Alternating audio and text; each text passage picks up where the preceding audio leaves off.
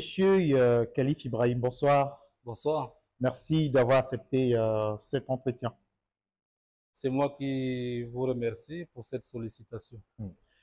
Vous êtes un administrateur local, mais dans un passé lointain quand même, vous avez été artiste. Comment s'est opérée la transition? Tout naturellement, vous savez, arrivé à un certain âge et on se rendait compte que cette carrière musicale qu'on a embrassée par passion, Hmm. il fallait faire un choix. Et, vous savez, j'ai été dans un groupe qui s'appelait Salam, on est trois dans le groupe et Dieu a fait en sorte que tous les trois, nous sommes des aînés dans nos familles respectives. Et il fallait également, il y a du monde derrière, il Hmm. fallait donc très rapidement tourner la page, aller dans le monde professionnel pour pouvoir accompagner les parents à ce moment-là. Alors, si vous étiez resté dans le monde artistique, ça devrait être compliqué. Bon, vous savez, au Cameroun, et puis dans le Grand Nord en particulier, l'artiste, l'art ne nourrit pas son homme. Hmm. Je ne sais pas actuellement ce qui se passe, mais à notre époque, c'était très compliqué. Et il fallait très rapidement faire un choix et le choix a été très vite fait et je me suis retrouvé dans le monde des collectivités territoriales décentralisées. Hmm. Je rappelle que vous êtes secrétaire général à la commune d'arrondissement de Garoua 3. Exactement. Hmm. Aujourd'hui, dans l'administration, comment faites-vous pour promouvoir la culture dans votre circonscription? Parce que vous êtes toujours resté collé à la culture. Oui, ça c'est quelque chose qui va jamais finir en moi. Même comme j'ai arrêté, je suis quand même à chaque fois que j'ai le temps et j'assiste au concert également. Euh, pour ce qui est de votre question, je vais tout simplement dire que depuis que je suis au niveau de cette commune, j'ai des amis artistes qui viennent de temps en temps nous rendre visite et proposer beaucoup de services. Et en tant que personne qui a été dans ce monde-là, j'influence ou bien je conseille de temps en temps les décisions du boss dans ce sens. Et pour lui également, je lui explique Le également bien le fondé. bien fondé d'accompagner les artistes. Parce que, vous savez, l'art, la culture en général, c'est ça qui fait de nous ce que nous sommes. Et Dieu merci, c'est un homme qui comprend et qui accompagne de temps en temps les artistes. D'accord. Alors, et c'est vrai que quand on regarde aussi le Grand Nord du Cameroun, je le disais à l'entame de cette émission, on a toujours ce problème de développement culturel. Alors, selon vous, de manière générale, dans le septentrion, quels sont les leviers qu'il faut actionner pour développer ce secteur-là? Bon, vous savez, souvent, c'est vrai, j'étais dans ce monde, mais nous, les artistes, souvent, on se plaint. On se plaint À beaucoup. tort ou à raison? Bon, disons 50-50. 50-50 parce que on n'arrive pas à nous organiser. Et vous savez, quand on se dirige vers ces structures publiques, Oui. parce que vous êtes sans ignorer qu'une CTD, c'est une structure publique qui utilise les ressources publiques. Hmm. Et donc, quand tu es un artiste de façon individuelle, c'est très difficile pour ces structures-là de t'accompagner. Mais quand vous vous organisez en groupement, légalisé, c'est plus facile de vous accompagner. Mais malheureusement, dans notre contexte ici, on a l'impression que certains, Les ou gens bien, vont en rang dispersé. voilà, ou bien on a tellement de groupes, de regroupements qui souvent n'ont pas de fondement légal. Ce qui fait que les structures dont les communes ne peuvent pas facilement accompagner ces artistes-là. Mais je rappelle que dans chaque CTD, quand on voit les imputations budgétaires, il y a une ligne qui est consacrée carrément à l'accompagnement de la culture. Et je crois que dans chaque CTD, quand vous voyez l'organigramme, vous allez voir qu'il y a toujours un service social, culturel, sportif. Hmm. Ça montre à quel point l'État, de façon générale, donne une part importante à cette activité. Justement. Bon, là, c'est vrai qu'il y a aussi cette méconnaissance, cette ignorance peut-être, mais ce que je peux conseiller à mes frères artistes, c'est de se regrouper et de se rapprocher de ces structures. Et il ne faut pas aussi souvent se décourager très rapidement, parce que vous savez, les structures comme les CTD ont tellement de choses à Il faut faire. rappeler, c'est quoi le CTD? Voilà, CTD, c'est collectivité territoriale décentralisée. Décentralisé. Et au Cameroun, on en a plusieurs. Il y a la commune d'arrondissement, la commune de la ville qu'on Oui, appelle couramment la mairie de la communauté ville. urbaine. Oui. Voilà, et maintenant, il y a les régions, le conseil régional, Hmm. qui est aussi une CTD. Donc, ça ne coûte rien à ces artistes de se regrouper d'abord et de se rapprocher Mais de ces d'autres se structures. plaignent quand même que quand ils arrivent, soit ils sont pas reçus, soit ils ne reçoivent presque rien de ces. Rien n'est facile. Euh, Rien n'est facile. Si tu vas 2 fois, 3 fois, 4 fois et que à chaque fois peut-être tu rencontres des obstacles et que tu te décourages, bah là, ça va être compliqué. hmm. Moi, moi qui suis dans ce monde-là, moi, je comprends ces maires-là, ou Hmm. bien ces présidents de conseils régionaux. Ils ont tellement de choses à faire que tu peux aller 1 fois, 2 fois. Mais si tu y vas à chaque fois et que à chaque fois tu es devant lui, je vous assure, il va finir par porter ton projet. Donc, il ne D'accord. faut pas se décourager. Ibrahim. Vous êtes, comme je le disais, secrétaire général à la commune d'arrondissement de Garoua 3, jeune, hier artiste, aujourd'hui administrateur. Et on se dit souvent que dans le Grand Nord du Cameroun, les jeunes ne prennent pas la parole quand il est question quand il est question des polémiques autour de la politique. Alors, aujourd'hui, nous vivons une levée d'opinions diverses sur les politiques dans le septentrion à la veille des élections présidentielles prochaines. Quelle est votre analyse sur ces questions-là? Bon, d'entrée de jeu, il est préférable quand même que je précise quelque chose. Hmm. Déjà, j'ai un parti pris parce que je suis un homme politique également. Et j'ai pas reçu mandat de mon parti pour venir m'exprimer sur le sujet. Donc, je m'exprimerai en tant que citoyen Hmm. et qui peut donner aussi également son avis. En ce qui concerne l'implication des jeunes dans la chose politique, vous savez, euh, quand on voit le paysage politique actuellement dans notre pays, les visages qu'on voit, c'est des personnes qu'on a toujours vues.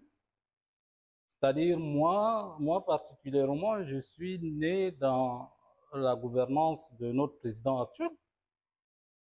Ceux qui l'accompagnent ont toujours été là jusqu'à date. Donc, ce qui fait que les jeunes ne se reconnaissent plus à à ces messieurs-là. Moi, je me dis, peut-être c'est une explication que je donne, je peux me tromper. Peut-être c'est une partie de la raison.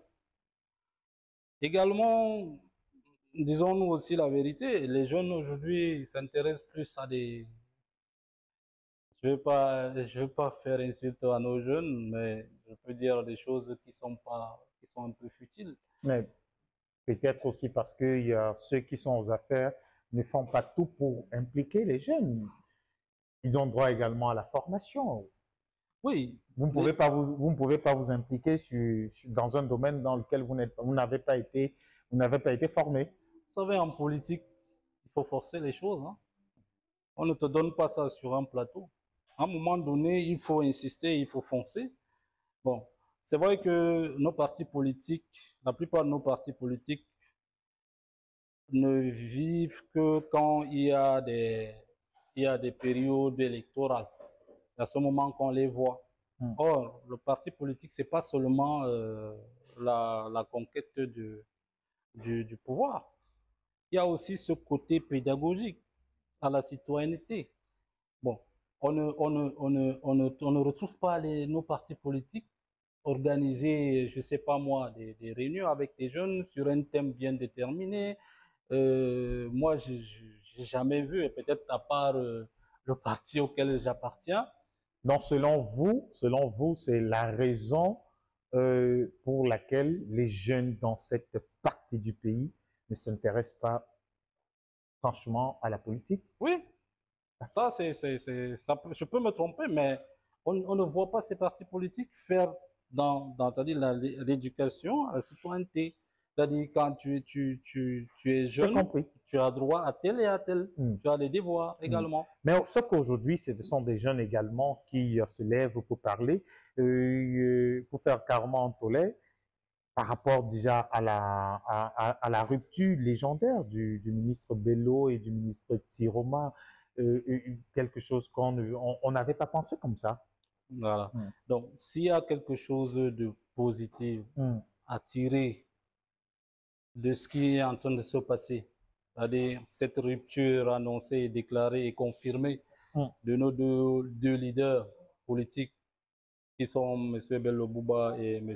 Issa Tiroma, c'est qu'ils ont réussi à intéresser les jeunes à la chose politique. Mm. Quand je dis les jeunes, je parle plus particulièrement des jeunes du Grand Nord. Oui.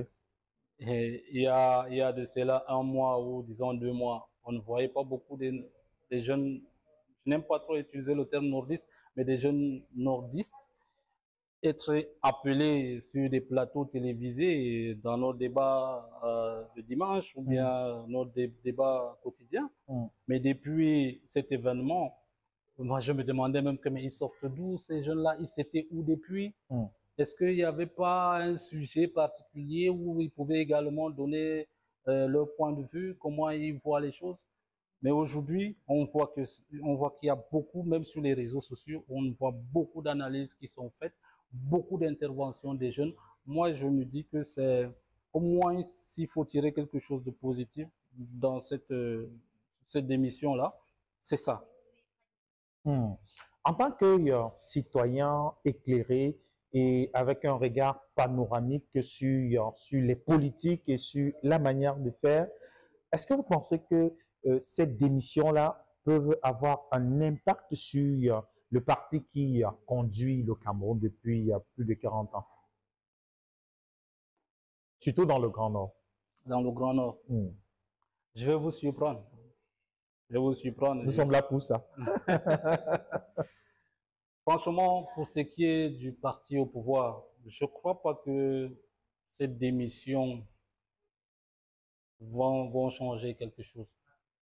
Oui, peut-être que dans l'effet de mode, peut-être c'est aussi comme c'est brusque, il y a quelques titillements, mais le parti au pouvoir, rappelez-vous que ce parti a été, malgré la plateforme qu'il y a entre le RDPC et l'UNDP, et peut-être avec aussi le FSNC, ils ont été en concurrence. Les gens oublient cette partie de la chose. Ces partis ont été en concurrence électorale. Il y a les élections locales, législatives, où ils ont toujours été en concurrence. Et si aujourd'hui on voit les chiffres, parce que moi je me base sur les chiffres, actuellement, le RDPC dans le Grand Nord a plus de conseillers municipaux. Mais ça peut changer à la dernière minute. Peut-être, là on ne sait pas. On a vu sur une page il y a quelques heures seulement, je pense que cette semaine, je ne sais pas si l'information est vérifiée, quelques conseillers municipaux dans une commune d'arrondissement, je pense que c'était à Matap, dans la Damawa, démissionné. Ah oui, c'était l'UNDP qui démissionne, les conseillers municipaux pour le RDPC. C'est compliqué, hein. C'est compliqué. En fait, les gens, moi je vois les analyses sur les plateaux télévisés. Il y a des gens qui donnent qui font des analyses sans savoir ce qui se passe réellement sur le terrain. Moi qui suis proche de ce parti et je suis souvent, la plupart du temps, avec les cadres locaux de ce parti. Malgré ce que les gens disent, le RDPC est... Mais j'aurais aimé, par exemple, que vous nous disiez malgré ce que les gens disent et malgré ce que les gens subissent également. Oui, vous savez, Le jour où il n'y a pas de problème dans un pays, ce jour-là, je ne sais pas si toi et moi, on sera vivants, hein. Il y aura toujours des problèmes. D'accord. Même dans les plus grosses démocraties. C'est pour légitimer les problèmes qu'on a. Alors, est-ce que, selon vous, les populations du Grand Nord peuvent accorder leur alliance avec ces deux messieurs qui viennent de partir de ce gouvernement? Moi, je suis sceptique parce que je peux vous dire très simplement parce que on prend les mêmes pour recommencer. Moi, franchement, je ne me retrouve pas chez ces deux personnalités. Qu'aurez-vous voulu? J'aurais voulu que ces gens-là, bon, ne démissionnent pas? Non, non, non. Ils ont le droit de démissionner. Oui. Ils ont démissionné, mais là où j'ai pas compris, c'est directement, ils viennent dire qu'ils sont candidats. Mais, franchement, il faut changer. Il y a des jeunes. J'aurais voulu qu'ils disent que oui, on va porter des jeunes qui ont une autre vision du pays, une vision plus fraîche de la chose politique. Parce que quand on voit ce qui se passe à travers le monde, et quand on vient encore, on veut recommencer avec les mêmes qui nous ont dirigés depuis des années, ils vont apporter quoi de plus que ce qu'ils ont eu à apporter? Moi, j'aurais voulu qu'ils disent, voilà, on a ces jeunes-là qui peuvent apporter autre chose, une nouvelle dynamique. Là, moi, de les accompagner. Si j'avais vu ça, moi qui suis de ce parti, dont je vous ai fait part, j'aurais tremblé. Mais je ne sais pas de quel parti vous parlez. Hein? Je sais pas, je ne connais pas votre parti. Bah, vous le saurez bientôt. Le parti au pouvoir? Ouais, je suis proche du parti au pouvoir, je crois. C'est qu'on est les partis proches au pouvoir, ils ont démissionné il y a quelques temps seulement. Oui. Monsieur Khalif Ibrahim, votre posture aujourd'hui vous donne, vous confère quand même la place de leader et de grand frère pour des jeunes. Quel conseil donneriez-vous à vos jeunes frères au moment venu? Déjà que vous le disiez plus haut sur la question pourquoi est-ce que les jeunes ne s'intéressaient pas à la politique. Quel conseil leur donneriez-vous au moment venu? Bon, le premier conseil, c'est vraiment, il faut s'intéresser à la chose politique. On dit souvent que si tu ne fais pas la politique va te faire. Vous savez, c'est la politique qui gouverne la cité. Et il faut absolument s'y intéresser. Parce que si vous laissez votre destin entre les mains des gens, ils peuvent faire ce qu'ils veulent de ta vie et de ton destin. Donc, il faut au moins, on ne dit pas que tout le monde doit pratiquer, mais au moins avoir l'oreille, souvent écouter et analyser ce qui se passe pour que le moment venu, on puisse objectivement choisir la personne qui doit diriger notre cité.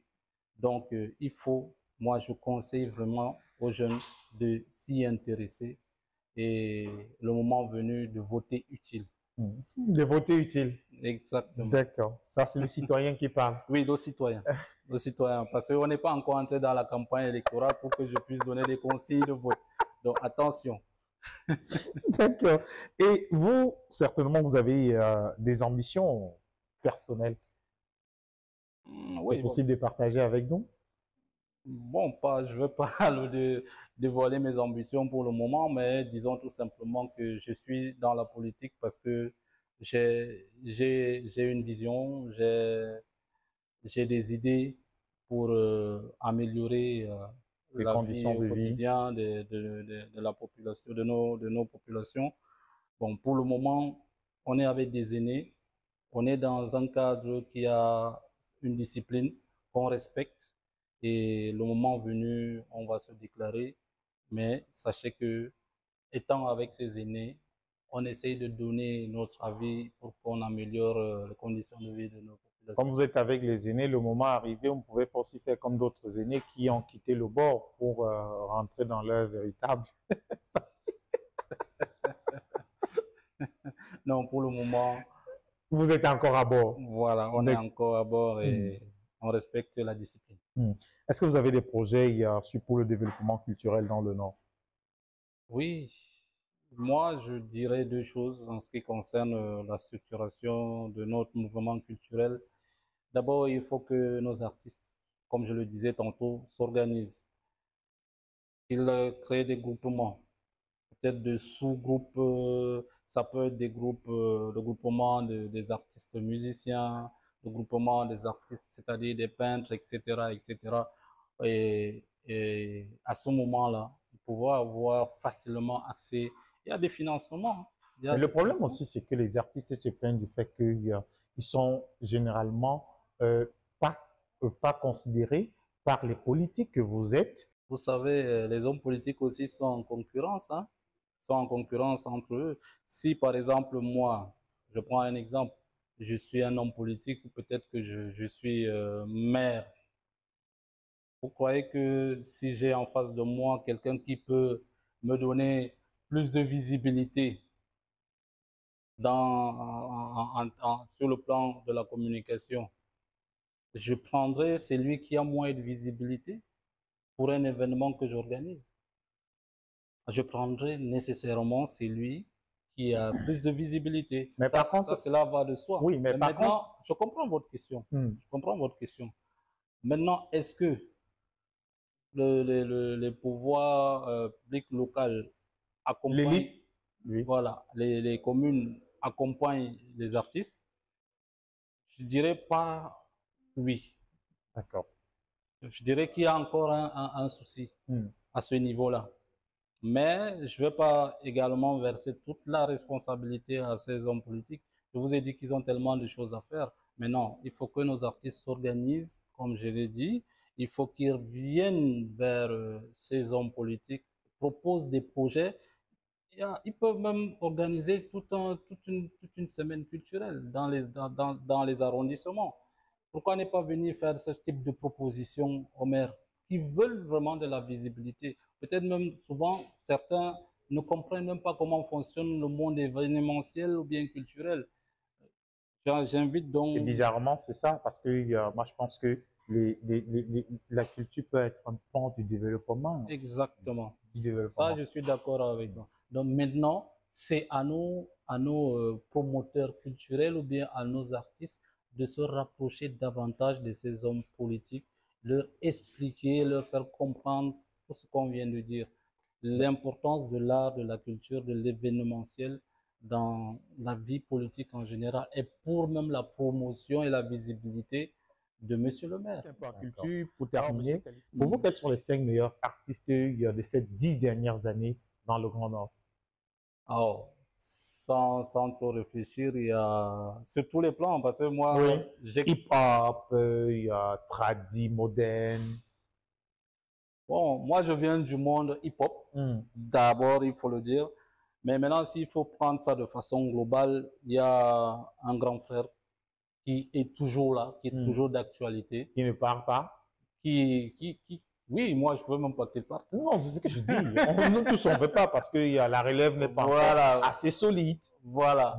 Donc, il y a Isnebo qui Oui. est là, il y a les Bapasado, il y a Alpha Bari Hmm. qui est là, il y a, oui, il y a une dame là que j'aime beaucoup, elle chante merveilleusement Oui, elle bien. était là tout à l'heure quand on Ju- tournait. Il y a Julie Benito. voilà, Julie Benito, excellente voix, Ouais, j'adore l'écouter. Malheureusement, je trouve que cette dame n'est pas accompagnée comme il faut.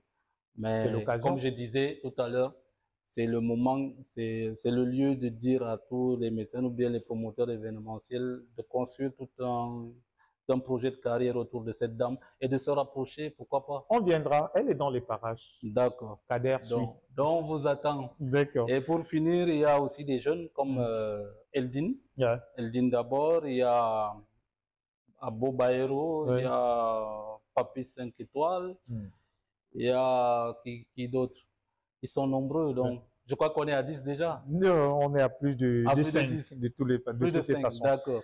D'accord. Donc, Alors, pour sortir un freestyle à l'époque de Salam, dans le groupe Salam, il y avait Khalif, il y avait qui?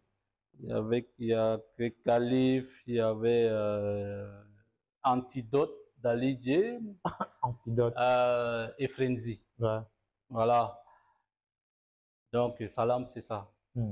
On peut avoir un couplet ou un freestyle à la Salam de l'époque. Ça remonte à près de 20 ans. Mais ça, c'est une surprise. Je ne savais pas que je devais faire quelque chose. Oui, c'est clair. Bah, on est dans Oui la Buzz. Je pense que... Vous voulez faire du buzz? Ouais. D'accord, je vais essayer, hein, mais vous pardonnez déjà parce que ça fait tellement longtemps que... Plus de 20 ans.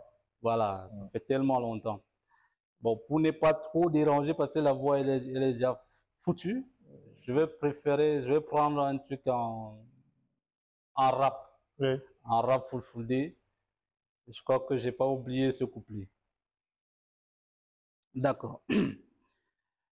Misilmini mi wartiri jamaje mi yottini ndaɓe ɓe yotti mawɓe meɗen ɓe findini en hokkiɓe amana ngam kamɓe ɗon ɓe andini en pat en seedi wuro pat faami jaaɓi fulfulwal famtunu lesdi men faama jamaje faama heɓa gayɗo men nana alkawal salam timmi yotti nasti wuro mawɓe lesdi seedi yahe macine yahe macine yowa c'est tout.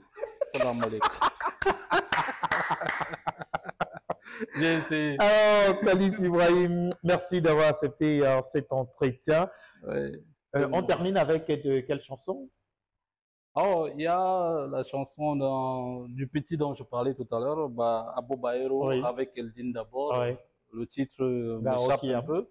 Voilà, Nga Hokiam, je crois que c'est ça. Donc, une très belle chanson. Merci. Et s'il fallait dire bonsoir à quelques personnes qui te regardent? Oh, bonsoir à mes frangins, Mustapha Frenzy, Dali Antidote, à mes frères, à mes parents, à ma femme qui certainement me regarde et à tout le monde. Je vous embrasse. C'est possible de vous revoir sur scène?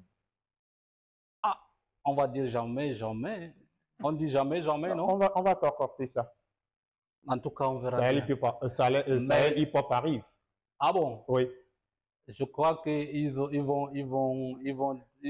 payent bien quand même. Oui, oui. C'est possible. D'accord. Si l'enveloppe est conséquente, je vais m'arranger avec mes proches pour essayer de les convaincre que papa, à mes filles aussi également, j'ai oublié de leur dire bonjour.